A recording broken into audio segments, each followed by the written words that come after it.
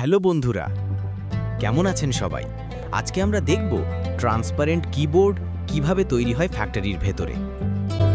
চলুন বন্ধুরা, ফ্যাক্টরিতে কিভাবে ট্রান্সপারেন্ট কিবোর্ড তৈরি করা হয় দেখি।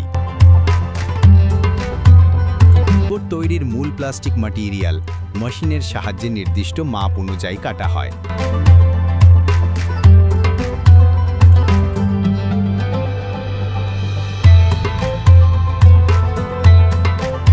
তার পরের ধাপে একটি মেশিনের সাহায্যে কিবোর্ডের ডিজাইন কেস তৈরি করা হয়।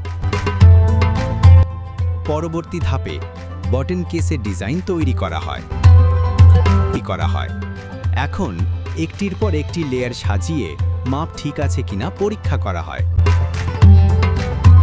প্রতি ধাপে নির্দিষ্ট মাপ অনুযায়ী ছিদ্র করা হয়।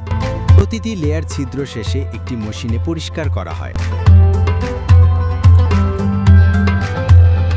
প্রতিটি ছিদ্রে স্ক্রু সেট করা হয়। কিবোর্ড প্লাস্টিক পেপার দিয়ে র্যাপিং করে রাখা হয়। এখন শুরু হয় সুইচ সেট করার কাজ। স্ক্রু খুলে প্রথম সার্কিট বোর্ড সেট করা হয়। তারপর একে একে প্রতিটি বাটন বসানো হয়। প্রতি ধাপে সব লেয়ার লাগিয়ে স্ক্রু দিয়ে সুন্দরভাবে সেট করা হয়। তারপর একে একে প্রতিটি বাটন বসানো হয়। সবশেষে কেবল সংযুক্ত করে কম্পিউটারে টেস্ট করা হয়। সব ঠিক থাকলে কিবোর্ড বিক্রয়ের উদ্দেশ্যে পাঠানো হয়।